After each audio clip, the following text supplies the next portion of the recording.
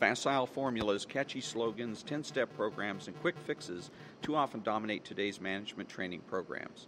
But in organizations, as in all of life, human behavior is seldom predictable, and business dilemmas do not easily lend themselves to gimmicks or simplistic answers.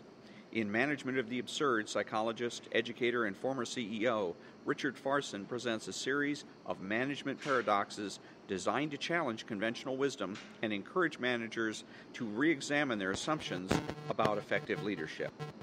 I'm Ron. This is Tuesday, October the 10th. Welcome to Storytime.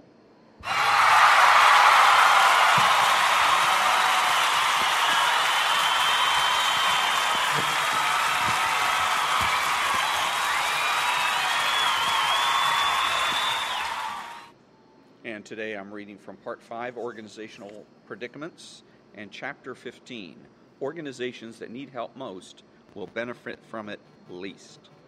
Deeply troubled companies don't usually seek help, and when they do, they have a hard time benefiting from it. The situation parallels one in psychotherapy. Psychotherapy is usually ineffective for severely mentally ill people. It works better for well people. The healthier you are psychologically, or the less you may seem to need to change, the more you can change. It is no accident that most psychotherapists do not work in mental hospitals, but instead have office practices where they deal with people who are functioning relatively well. Psychotherapists have much more to offer such people. In the same way, management consultants most often work with relatively healthy organizations. They're seldom called into the most troubled organizations and, in fact, have little to offer them. The consultant's essential role is to hold up a mirror to the organization, reflecting the processes that may be limiting its growth. As might be expected, the most critical issues center around leadership, not performance down the line. Small wonder, then, that leaders of troubled companies tend to shy away from calling in consultants. They know that they will have to do some serious self-examination. Looking for the easy fix. Most often what gets organizations into trouble are faulty leadership styles, poor internal relationships, and managerial blind spots. The delusional hope of a troubled organization is that it will be saved without having to make changes in these highly personal areas. Perhaps the market will turn around, a loan will come through, there will be new techniques to apply to handle a difficult employee, competitors will give up, or the new product will succeed.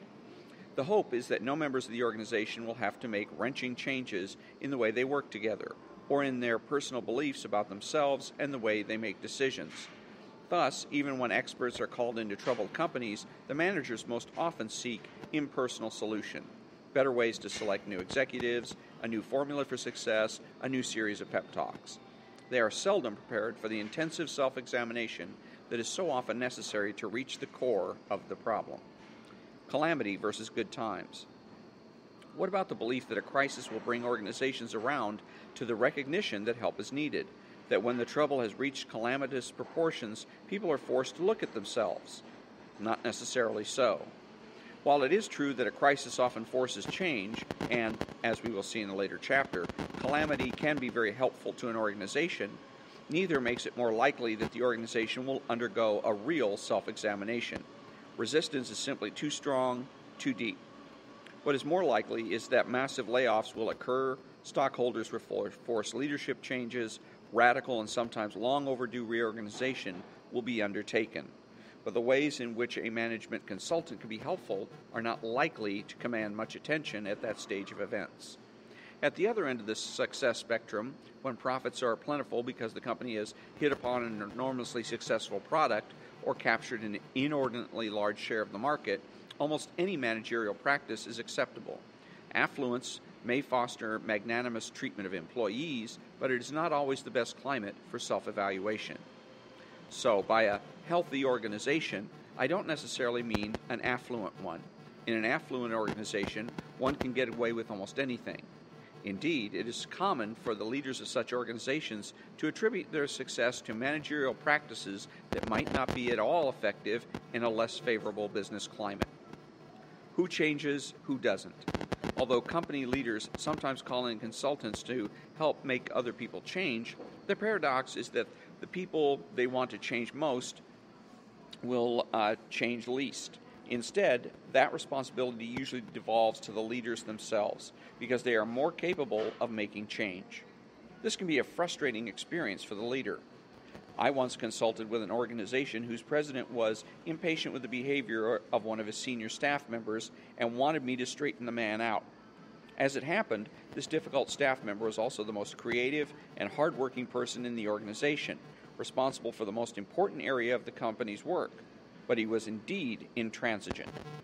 Because of this extraordinary value to the organization and because of the seeming hopelessness of his ever-changing, I worked instead with the president to help him adapt his own behavior to accommodate this person. While that may seem unfair, the president was the only one who could make the necessary changes and keep the organization productive. Typically, people want someone else to change, and often for good reason. But for the consultant, the general rule is the person who can change is the one to work with. And usually that is the person who has brought the situation to the consultant in the first place. The absurd but entirely practical approach is that we ask the people who need to change least to do the changing. And that is the end of Chapter 15 of Part 5, Organizational Predicaments. And organizations that help most will benefit from it least. And coming up on Thursday, I'll be reading Chapter 16. Individuals are almost indestructible, but organizations are very fragile. And that, again, will be on Thursday, the 12th of October. And until then, thank you for joining me. Have a great day.